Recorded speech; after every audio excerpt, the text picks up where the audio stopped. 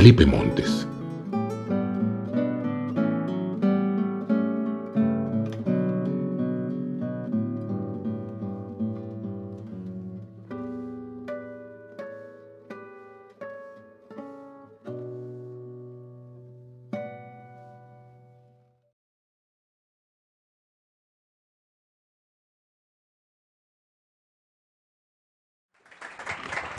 Sí, y qué bueno que mencionas a Marcela y a Jesús, que muy agradecidos de que crearan esto de empezar presentaciones aquí en su cafetería desde que Dios amanece, porque esto se va a convertir en una delicia, ¿eh? Imagínate así con esta calidez del ambiente y con mucha gente y música y poetas y escritores. Con buenos libros, pero con mejores presentadores. Gracias.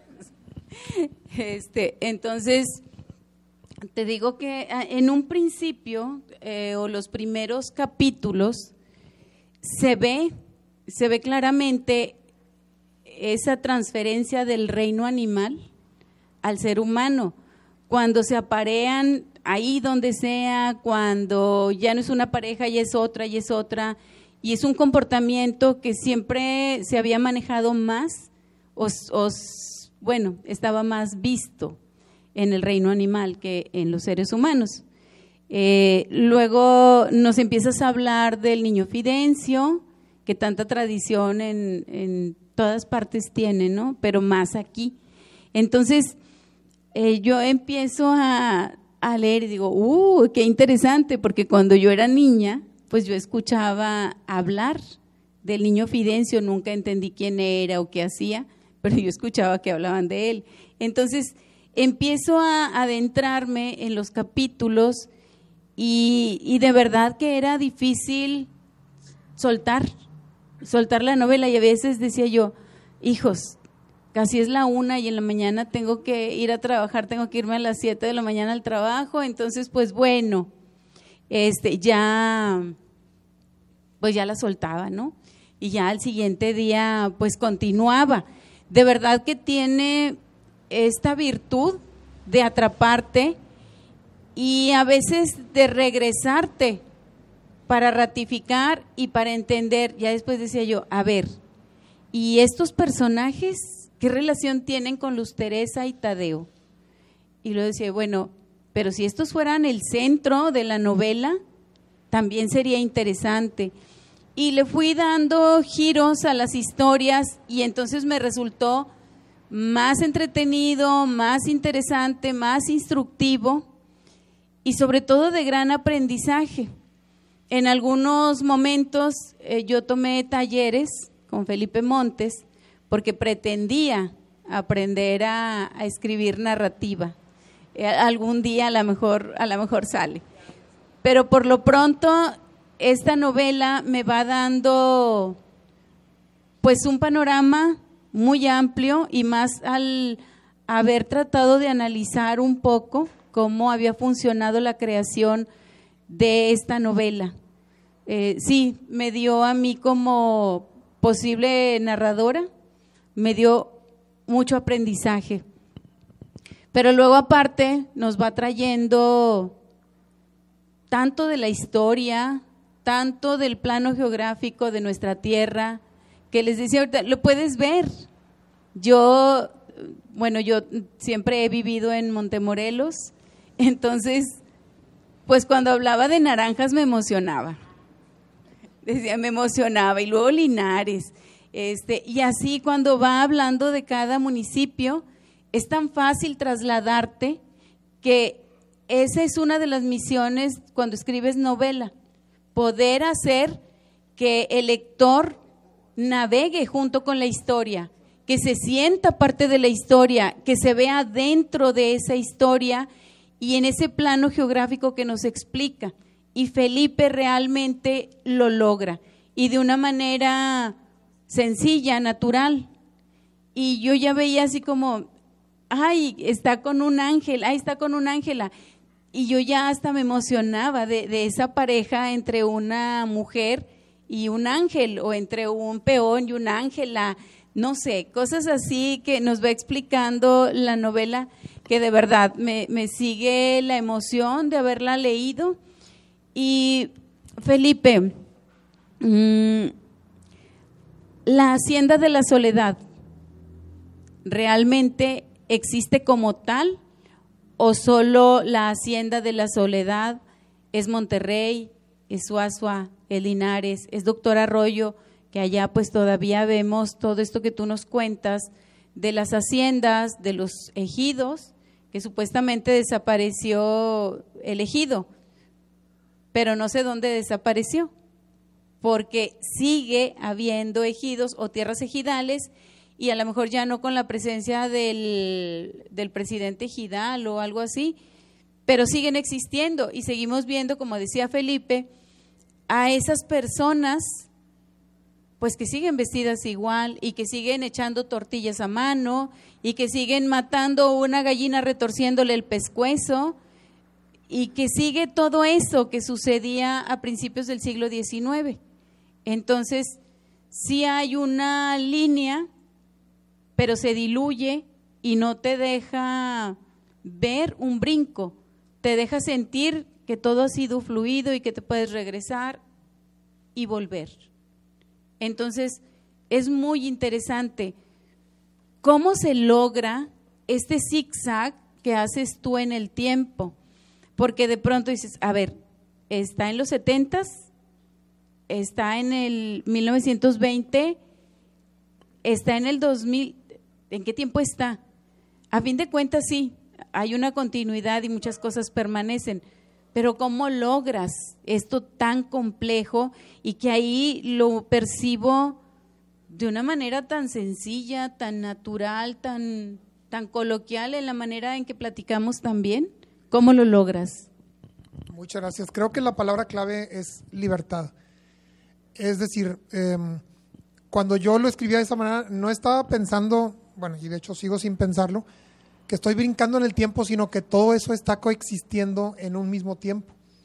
Es decir, conforme van convergiendo las diferentes líneas argumentales y ya en el tomo 2 y en el tomo 3 que convergen más de ellas, vamos siendo conscientes de que las Torres Obispado existen al mismo tiempo que la Hacienda de la Soledad y que hay un contacto entre ellas. Y si alguien se sorprende, es como decía ahorita, es que no ha visitado la Trinidad en Montemorelos, por ejemplo, ¿verdad? Y las torres del obispado, por ejemplo, ¿no? La Torre Pabellón o algo así.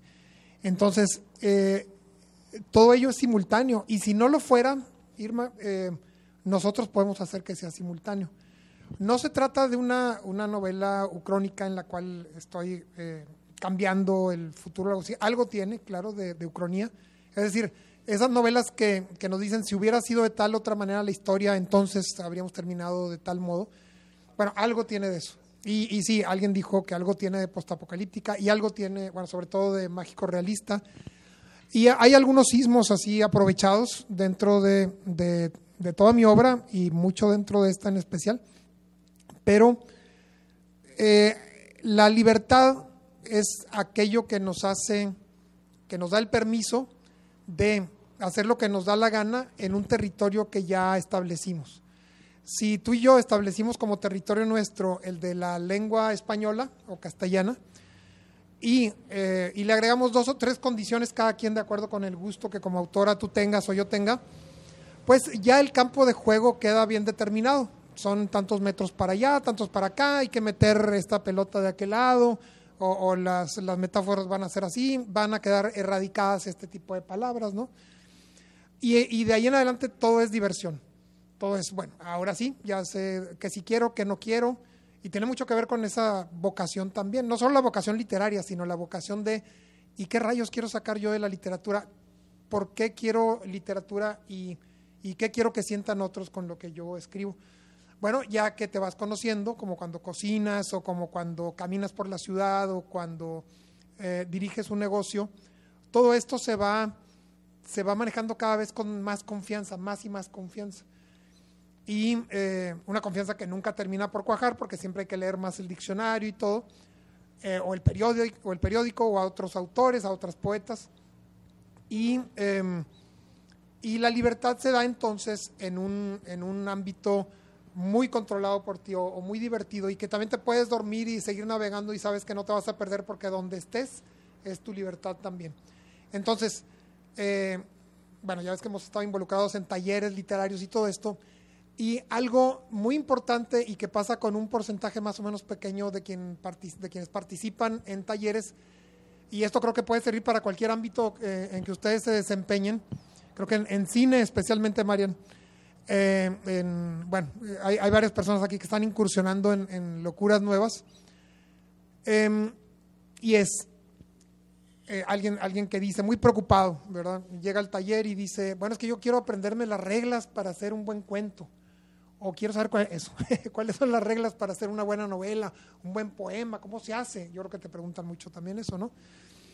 Y bueno, creo que lo primero que hay que responder no es simplemente, pues haz lo que quieras o algo así, sino mira, en tu casa te regaña tu mamá, te regaña tu papá, te dice cómo comportarte en la mesa, qué se hace, qué no se hace. En la escuela te dicen a qué horas hay que estar adentro, a qué horas hay que estar afuera, que después de tal hora ya no te dejan entrar y antes de tal hora hay que salirse, etcétera, ¿no? En el trabajo, un jefe, una jefa que te exigen y ya hiciste lo que te dijeron y resulta que no era lo que querían y hay una falta de comunicación tremenda. Le dije, ¿quieres que la literatura, la única área verde posible de tu vida, sea también como todo eso que estás padeciendo ahorita? Y bueno, generalmente la respuesta, ya saben, es no. No quiero que alguien me regañe. Bueno, pues entonces diviértete. La literatura, así como algunas otras artes, es de lo poco que puedes gozar con mucha libertad, además en la literatura con muy bajo presupuesto, a diferencia del cine, de la arquitectura, la escultura, que ya se imaginarán los presupuestos necesarios ahí, ¿no? Y dice, pero dime cómo, mira, vamos a hacerlo más inductivamente, tú dime qué quieres hacer. Pues quiero hacer una novela de ciencia ficción, no quiero hacer, bueno, pues escribe una palabra, pone una palabra, y como dice Hemingway, ahora es la segunda, y así, es decir, la primera palabra, la segunda, la tercera, y así síguele hasta que termines, mundo. Entonces, no quiero decir que sea así de sencillo, sino que sí es muy sencillo si el espíritu se encuentra en calma y no queremos ya o no pretendemos dar gusto a otros o cumplir con ciertas reglas que suponemos que están, porque mucha gente, a sabiendas de que no hay necesariamente reglas, porque me gusta llamarlas costumbres de literatos, costumbres de la gente que habla español, costumbres, no reglas, de todos modos busca reglas, como que hay tal costumbre en nosotros por manejarnos a través de reglas que dice con mucha satisfacción, ya me encontré un libro que me dice cuáles son las reglas, ¿no? Bueno, pues felicidades, ¿no? Pero tienes mucha libertad y tienes todo un universo por crear, o muchos universos por crear, así que espero que poco a poco vayas estirando tus músculos y haciendo finalmente lo que te da la gana. Excelente. Libertad.